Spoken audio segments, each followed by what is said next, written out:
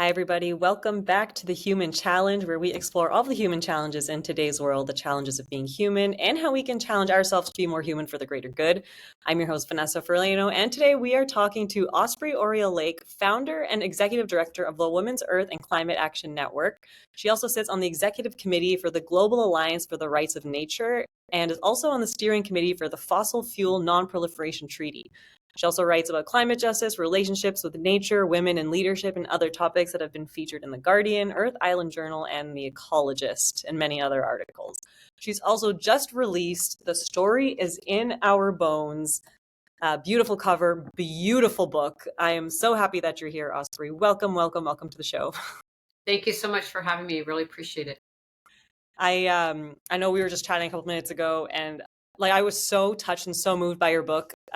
It was just like my experience reading it. I felt like I was reading a documentary. It was so phenomenal, just the tie-in of your own experiences, but then the cultural significance of your experiences, but then also of what you learned going through many of these experiences. Historical context, like mythology, like there's like everything in there, and it was so beautiful. And I really felt myself learning and being educated, but also addressing my own stuff. Also realizing kind of my own biases and some of my own um, things that I needed to address to be able to really appreciate and look at climate justice in a very different way. And so I was kind of hoping before we get into more specific about the books, if you could tell us a bit more about, your journey and how, because you talk about so much. How did all of these things come together into a book this way? I love that description of it that it came across as a documentary to you. I think that's wonderful. I haven't heard that before, and I think I really like it because it there is memoir in it as a portion, but it's basically a historical analysis of how we got into this what some scholars are calling a polycrisis right now. Um, but to get to your question, for me. Uh, WECAN is over a decade now, and on a daily basis, we're working, very much on the front lines of so many issues. We have programs on deforestation and reforestation. We have projects on food sovereignty and food security. We bring delegations of frontline women to the UN climate talks to speak for themselves, and we're very involved in that advocacy work. We're fighting fossil fuel pipelines. So there's this very exciting everyday work that I'm really dedicated to, and I feel so honored to work with so many amazing women leaders around the world. All that said, there is also, I think, not just me, but a lot of us stepping back and kind of going upstream and saying, wow, how did we get into this catastrophe that we're in, truly, from, the climate crisis escalating, environmental degradation, um, the fact of the root causes of these crises we're facing really began to manifest in my mind as something that had to be addressed. So as an example, if tomorrow we could wave a wand and the climate crisis was gone, it really would not resolve environmental degradation. It wouldn't handle the fact that we still have an extractive economy that's destroying the earth and capitalism and endless economic growth. It doesn't resolve environmental racism or racism in general. It doesn't stop the imperialist colonized project of so many wealthy countries. And so, or patriarchy, which is also at the core of this. So for me, it was a journey into, I really want to understand, and took myself on the journey, and hopefully the reader on a journey of let's unpack where we've been, because I truly believe we have to have a historical context to then arrive at how we got here, to then look at where we want to go. And I think a lot of us are working on really wonderful ideas about, a just economy and how do we live in a decolonized context, and what does a feminist economy look like, and what does it mean to center Indigenous rights and respect Indigenous people. I mean, we have a lot of things we're talking about, which we need to keep talking about and surfacing and telling stories about, but also what is a space in between, how do we get from where we are to where we're going. For me also requires going through the process we can't just poof over there. I wish we could, but we are on the journey. We humans have created these social constructs, and we have to go on the journey to then arrive at the world that we want, that is equitable and healthy with nature. Absolutely. I love that so much. One of the things that I find myself always saying in conversations is like, we've created this, but we can create something else, right? We can uncreate it and we can create something different that is more equitable. And I think that's a very empowering message because, especially when we talk about things like patriarchy, colonialism, sometimes you feel boxed in, right? You feel boxed in because it's a system, and it's intentional, right? It's like meant to make you feel that way, so you feel you have no other choice. But it's like that reminder that it's like that is just, you're just being told that is fear being instilled into you. You actually do have this power, and if we all kind of internalize that and realize that, right, we could come together and create something that is completely different than what we are living in today. And so I love that message. And I also found myself too reading this. I felt like, as a woman, I felt myself proud reading this because you mentioned so many different like women leaders and like, and I if I remember correctly, a lot of your stories focused a lot around like women in Latin America, like indigenous women fighting for like land rights. And like I was like proud as a woman reading these stories, and I was like, I wish I knew these stories. Like, why are these not taught to me in schools? Why do I not hear about these women in my education system? Because like it was like I really felt proud as a woman, like reading a lot of these stories. And I was like, yes. I was actually reading this on a plane, and I was like in the dark and I couldn't see. I was on like the red eye, but I was so into it. I had to read them because I was just so proud. Honestly, it was really great. And I guess I'm curious because, like I mentioned, the documentary style, to me anyways, reading it, was that when you kind of sat down and said, I want to write this, was that intentional, or did it just kind of come from, because like you said, it is also your own processing in a way too, right? So did it come organically, or did you sit down and say, I'm going to plan the book and I'm going to write it like this? And what was that experience like as the writer? Wow, that's a really interesting question. I definitely didn't think of I'm like the documentary terminology, which I really love that you came up with it. I'm sure I'm going to really be thinking about that. I really like that you mentioned it in that way. Um, I What I wanted to do when I set out to write the book and sort of mapped it out, and then I think I'm not alone in this as a writer. I mean, you start out with a map, and then the book does have its own life and takes you into directions you didn't know, which I think is exciting because part of the reason that I write is to learn. Like, I wrote the book that I wanted to integrate, as you mentioned earlier on, a lot of different information. How did these puzzle pieces fit together? And have a comprehensive view of how we arrived at this moment where we actually have those solutions that we need that are actually equitable and healthy for the earth. But the systems we're in and the way our governments are operating and our financial institutions and industry are completely not deploying and implementing the Yeah. world that we want. And so that became sort of the driving question, and how things got lined up in the storytelling and the direction is I wanted to sort of take people on a journey of how we got to where we are. And so some of that was through personal stories, but also historically looking at the roots of patriarchy, looking at the roots of colonization, looking at the roots of capitalism, looking at the roots of racism. And obviously, these are each could be huge books all into themselves. So I can only touch upon pieces, but what I wanted to really show that these are interlocking systems, that everything is connected, that it's not separate. And I should add militarism, especially as we're looking at these wars and seeing the relationship between the fossil fuel industry and wars, and the relationship between colonization and what is going on in Gaza. And so I feel that if we can't see this holistic picture, we are sort of poking at pieces of it. And that's very important. Every part we do, every corner of the world that we're bringing healing and change, I'm all for it. But I realized, I wished in my youth I had had a book to sort of like, how does this fit together? And how does the patriarchy relate to how we're treating the earth? And how there's violence against women that's connected completely to the violence against the earth, because there's been a huge effort in the rise of patriarchy, to diminish the feminine. And there's a connection there of why women are violated and the earth are violated. These kinds of things became very important, and the fact of why it's so important that we center Indigenous and Black and Brown women because of the oppression against them. Like, people like to say that, but why is that important? Well, because they're being the ones being impacted first and worst, but also they're central to solutions because they're the ones who've been dealing with these crises longer. And so the whole book is really a weaving of how things are interconnected so we can begin to address solutions holistically. Otherwise, we continue to perpetuate the oppressions.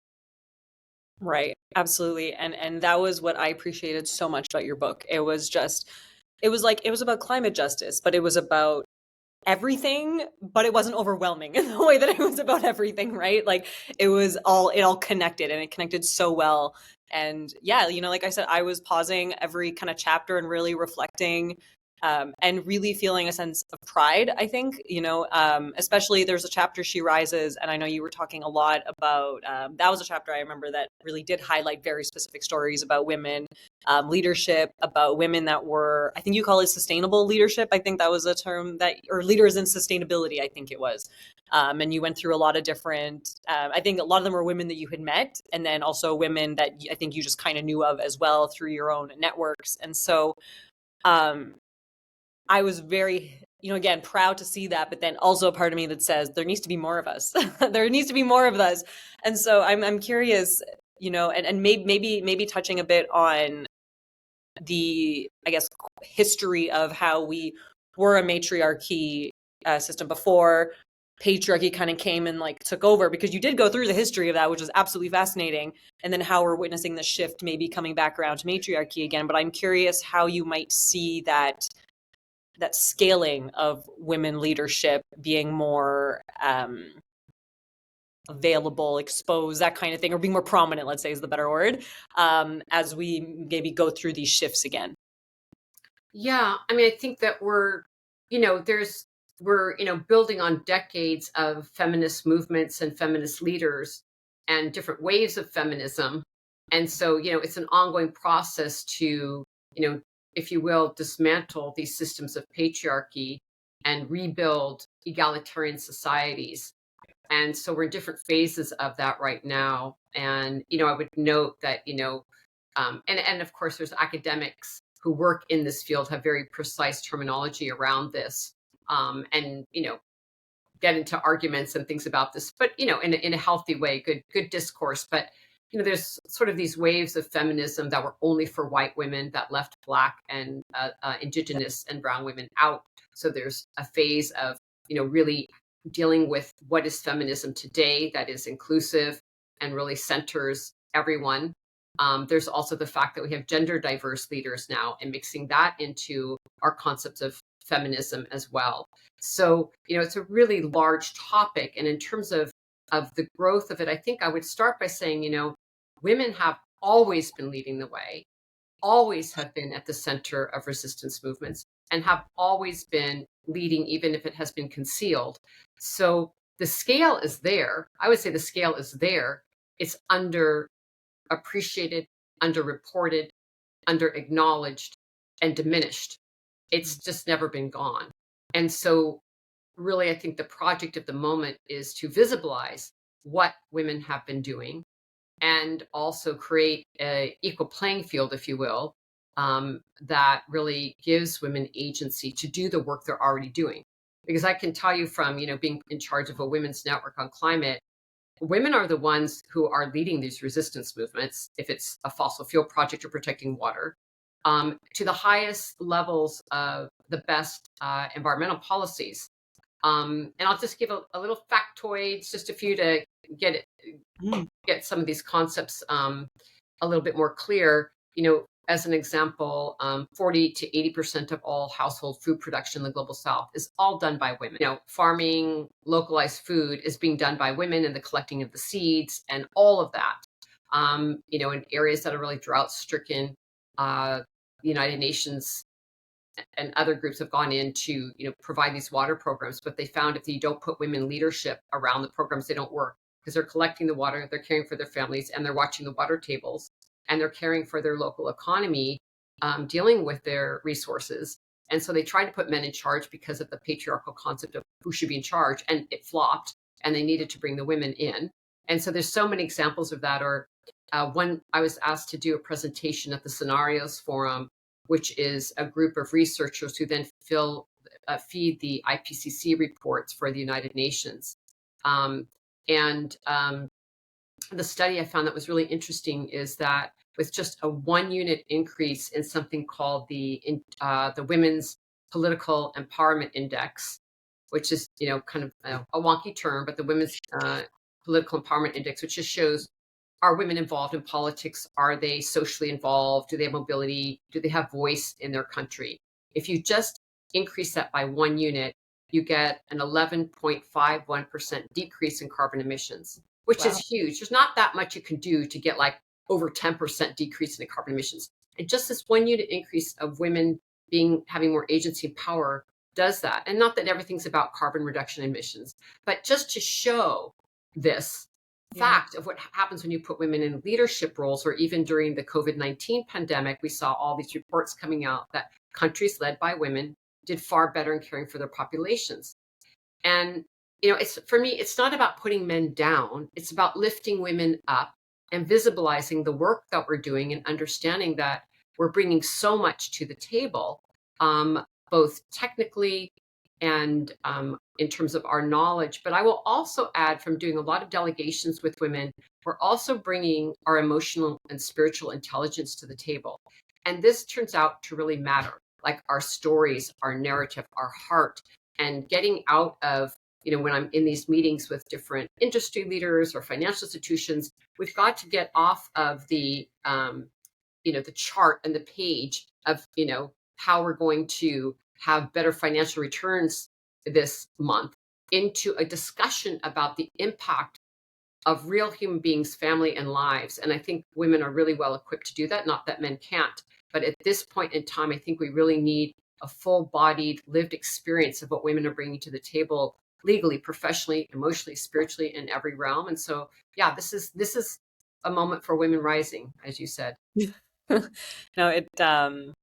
I really love all of that a lot. It all really resonates. I love the data, and I'm reminded of, there was the one, I can't remember. I know it was one of the Latin American activists, and one of the stories you were sharing, how I forget one of the quote about how women can literally do anything. They literally walk with their children on their back and like get to these sites, to these strikes, to the marches, and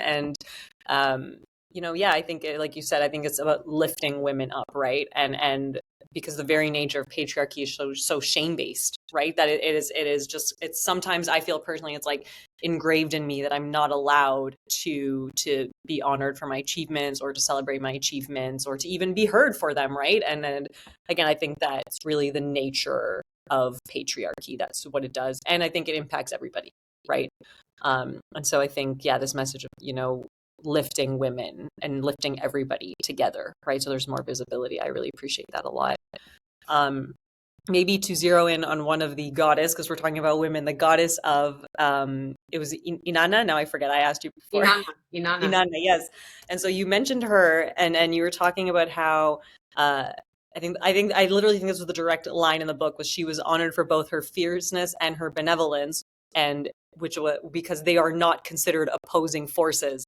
And I loved that so much. And I think, on a personal note, I think that's my own personal journey, something I'm sort of trying to balance for myself. How can I be this fierce person, but still be graceful? Because I think in mainstream media and society, what we see of like fierceness in women is not that. It's like badass, but like, how is beauty portrayed? And so I'd love to hear your perspectives around that. And also if there's that connection between patriarchy, colonialism, et cetera, et cetera. Yeah, I mean, I think, this is also why I think a historical analysis is so important, because we look at, and I gave many examples in the book of different goddesses from different traditions, because I think it's really healthy for women and gender diverse leaders to just really see some of the power of the ancestry that we come from. think that's also really part of this healing process, is also reclaiming our ancestral roots and being grounded in that, how empowering that is. But with highlight, as you mentioned, that we in our you're being not reasonable, and that women are over emotional, or all these things that categorize how we should be acting as women, which is completely ridiculous, and not only ridiculous, but unfortunately terribly harmful. And so, most of us growing up as girls and young women in the society, we have these huge disconnects with ourselves, because we are all at once fierce, all at once loving, all at once creative, all at once playful, all at once grieving, all at once everything that a human being is. And this is also true for men, but we're talking about women right now. And so, yeah, I think it's really healthy to see that feminine power of the image of Inanna in this text that I share of an ancient poem about her really shows her, with her dragon teeth, and that time for women to to stand in there, which I have felt, and I'm sure we all have in different ways, and it comes out in different ways. For me, it happens, perhaps I'm in, some kind of negotiation with government leaders or talking to financial institution, and that fierceness of, not attacking someone inappropriately, but fiercely talking about, we're fighting for our lives, or you're destroying the water, our children are going to be destroyed, and fiercely being able to stand for that. Or, some of us being willing to be arrested over concerns that we have, and standing there and saying, no, I stand for this, and I'm willing to get arrested to protect this water or to protect this land. And this is where I stand.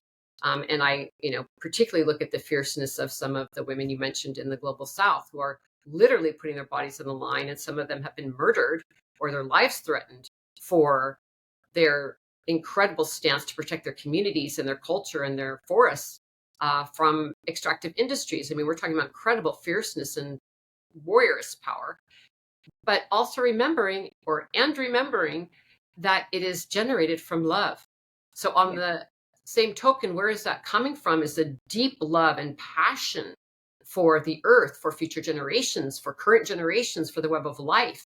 And so, we can at once be fierce and turn around and hold our children and sing them a lullaby to bed, a love lullaby, because we love them so dearly, or go for a walk in the forest and commune with nature and be quiet in meditation and, feeling the essence of the natural world and listening. So this is all of who we are. We need to really redefine what it means to be the feminine, and not be locked into these cultural contexts that really constrict our power, are meant to constrict our power and meant to silence us. And we need to break down those constructs, because they're false. And it's part of our healing process. And actually, the whole world needs it. It's good for men and women, and it is good for the earth. And there's nothing like a grandmother scolding you to put you in your place. Very true. I can attest to that. Maybe just continuing on this thread, because we were talking about, you mentioned, we were talking about fierceness of women and how, there are women being killed. And so, that was something that also stuck out to me in the book, this connection between gender-based violence and climate justice. And maybe sharing a little bit more about that, just kind of in general.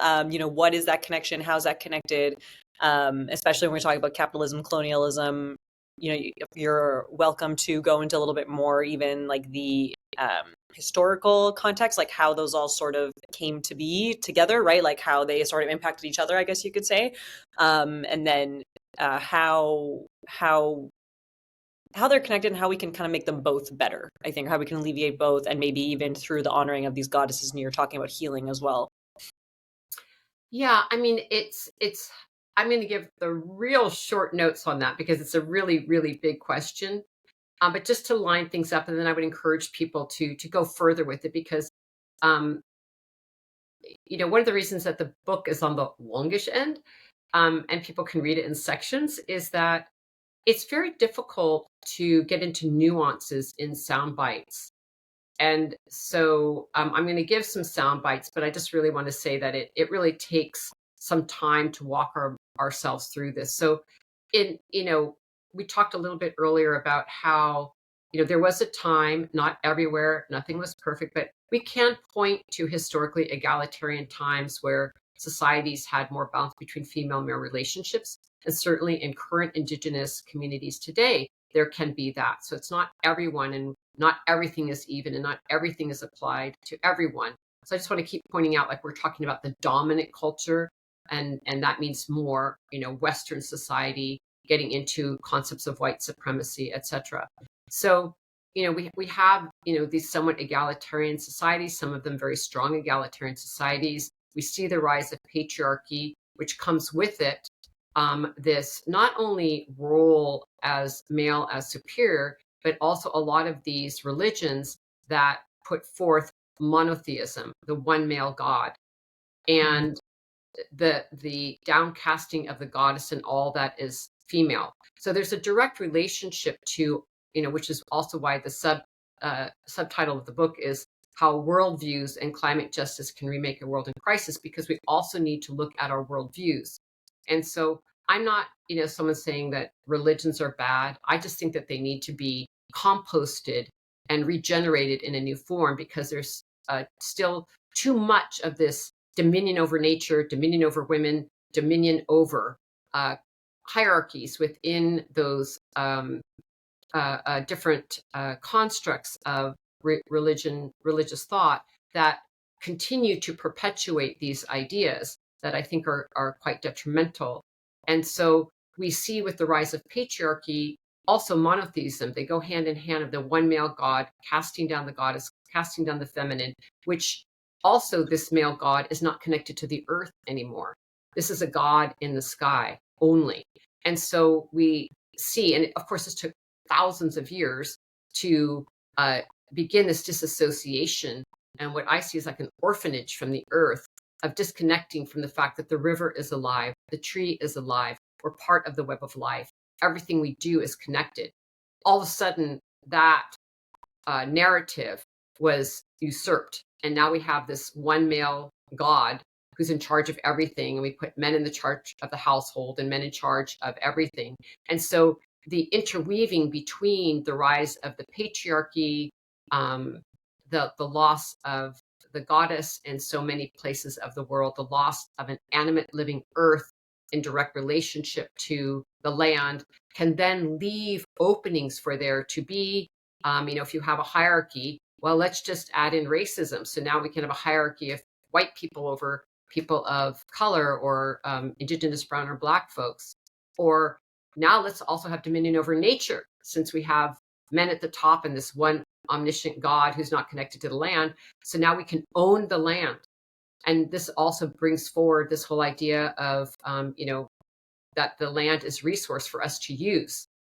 And again, capitalism and colonization fit into these same things, because again, you have to have a hierarchy to have colonization. These people are more important than those people, so you can go ahead and colonize them. And once you colonize them, you can start making money off of them. So then we can have, resources and capitalism. Again, I'm being almost cartoonish and going through this so quickly, but you were asking sort of how are these things laced. So I'm trying to just sort of give an overview of the interconnections as best I can. But there is a deep truth in this. And also, I would just add that so part of what I'm also getting at in my book is, when you're asking about, like, well, how do we start getting at some of these things, is one, awareness and educating about this, but also my experience, lived experience, and research has shown me that some of why we're being so rapacious in the dominant society is that once people start feeling an orphanage from the land, like we're not rooted to a living earth, there's this giant well of grief and despair and emptiness and loneliness and unbelongingness that I see turn into violence. It turns into incredible violence and identity crises, which we're seeing playing out everywhere. And so we see more and more violence and more consumerism, which I consider a form of violence in terms of extraction, to fill up this great void of orphanage and rootedness in the land, and with community and each other. And that's sort of the project that we're in right now, is how are we going to heal this? And so there's lots of examples in the book about, how do we intervene in programs and projects and ideas and interventions and governance structures to bring in this new narrative of belonging. And this is where rights of nature comes in, and the Fossil Fuel Non-Proliferation Treaty, like really practical ways that we can start addressing immediately these crises and advocating for them and enacting them. Right. Yeah, I'm actually probably just going to pause for a second because I really want everyone to just like take in those words for a second because it's a lot to take in, but it's like it's truthful, I guess. You know what I mean? And that's what I mean. Like all that is so wonderfully laid out in the book, that it's not like it is in a way where it's just it makes sense, right? Like I read all these things and I wasn't overwhelmed by it, like I was saying before. It was very much like it all made sense, and it was in a way where I could like connect the dots for myself too. And a lot of what you're saying, you just said something around what you were considering as violence and like extraction and consumerism, right? Like it's true, right? Like it's truthful and it all resonates really, really well. And so I'm really grateful for how you just laid that out right now in a very short period of time, acknowledging that it's like all just kind of sound like you do need to go through the book and like you said, go through that exploration of it. Because when you explore it for yourself, you see it and you feel it, right? And so I really appreciate that. You started to talk a bit about the rights of nature, maybe, and this is also a little bit more of a broader question, but then did you want to talk a bit about why, like go into a little bit more detail about why that is a solution for all these things, for climate justice, capitalism, women's rights, etc. Maybe share a little bit more with us about that. Sure. And just to say, I think it's one of the tools in our toolkit, but it's one that I really love. I mean, I think that there's, the role of Indigenous peoples and Indigenous rights is also something I would really want to highlight, that we really need to be sitting at the feet of Indigenous peoples at this time who have lived in harmony with the natural world and have so much to offer us. And, recognize that 80% of all the biodiversity left on Earth is in the hands and lands of Indigenous peoples, and their rights is part of our climate justice work to do. And so I just wanted to bring that forward, as well as, women's leadership, as we've been talking about. And I also mentioned Indigenous peoples now as I talk about rights of nature, because even though rights of nature as a form of earth jurisprudence or earth philosophy is new in terms of our modern society, the deep roots of it go back to Indigenous philosophy. So I just wanted to make that bridge. And so basically, I'm very excited to be on for many years. And to me, it's a really powerful worldview and legal framework that is big enough to house a lot of the topics we're talking about today. So what it means is, instead of nature being viewed as property, which is again within this colonial concept and capitalistic concept and the commodification and financialization of nature, meaning everything is for sale, every forest, every tree, every waterway, everything is commodified. It's taking nature out of the marketplace and saying, no, this is the web of life. We need to turn our economy and our legal system upside down to put nature in the center. And so, therefore, instead of seeing nature as property, nature needs to be viewed as a rights-bearing entity, because we have the legal systems that we have. So how do we utilize them to bring in new ideas? So as an example right now, an ecosystem cannot be represented in a court of law because there are no rights for forests. There are no rights for the river. It has to be the property of a human. So what rights of nature does is totally turn this on the head and said, no, a river can have rights. Forests can have rights, and they can be represented in a court of law. And this is really revolutionary and evolutionary, actually, about where we need to be going. And to put it in some practical terms, it's not just a concept. These rights of nature laws have actually been implemented and enacted. And as an example, in 2008, Ecuador became the first country in the world to put rights of nature into their constitution. And, their constitution talks about that, nature has a right to thrive and flourish and be healthy. And so there's been several cases now in Ecuador, rivers that have been protected under rights of nature legislation from extractive harms. So it's actually also a really powerful winning strategy. In the United States, there's been like 36 cases of local ordinances that have stopped fracking projects using rights of nature. Um, when and it's a really fast growing movement. The UN Secretary General just was mentioning last year that Earth jurisprudence, which rights of nature is a part of, is one of the fastest environmental movements growing all over the world. We see um, in Colombia a rights of nature case that went through to protect the Amazon forest. And one last one I'll share, because there's so many, and it's just really exciting what's going on. And for us at WECAN, we're really trying to push the idea of the United Nations adopting a Universal Declaration on the Rights of Nature, rights of Mother Earth, so that it can be deployed across the world. But I was really honored to go to New Zealand several years ago with one of our dear partners, Movement Rights, who helped organize a fact-finding mission, because the Maori people there have been fighting for over 100 years to protect the Wanganui River. And they see the Wanganui River as their relative, as their living ancestor, as is true with a lot of Indigenous people, and seeing nature as relative. And they were able, after a 100-year struggle, to have the New Zealand government recognize the Wanganui River as a living relative. And there's a representative from the government and a representative from the Wanganui tribe that are custodians of the river, not owning the river, not controlling the river, but custodians of this living ancestor. And it was so beautiful to be there. I met with some of the Maori elders who brought me to the river and sang some beautiful songs when we were at the river. And it was just so moving.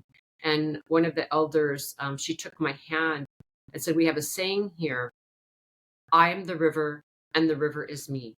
I am the river and the river is me." And the way she said it so moved me in my entire body, and reminding me that as human beings, we're primarily water, and that it's not conceptual. Like, no, I am the river and the river is me. This is my living relative. And how we can shift our view, speaking of worldviews, to this revitalizing of this understanding of the animacy of life, that we're living in an animate world. The stones are alive, the mountains are alive, the sky is alive, that we're part of this beautiful, magnificent cosmology, this living cosmology. And I think this is part of the rights of nature movement, is a legal framework, but it's also a deepening of our culture and spiritual understanding of who we are in the earth lineage. And I think that's very essential to this moment as well. Absolutely. I really thank you for sharing that experience and those words. Like, that is a very beautiful moment. I feel even for me, hearing you say that, I could like feel that going through my body, and I think that's just very precious. So I thank you for sharing that.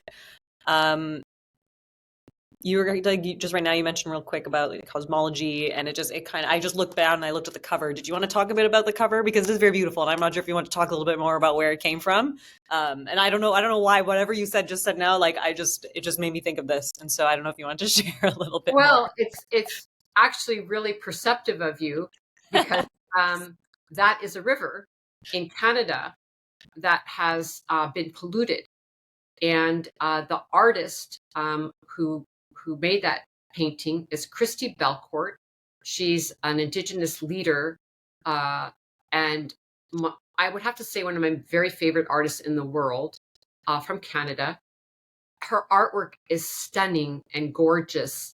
And in the front cover of the book, it tells a story in detail. So I don't want to ruin it and not say it precisely, because it's a quote from her, and I don't want to misrepresent what she said. But the essence of it is a river that was polluted from extractive industries, and this is like this beautiful painting that is an expression of going out and healing the land. And how do we repair the waterway, and how do we bring our prayers and our blessings to the waterway to bring it healing, and then all the practical aspects of how do you clean up a waterway.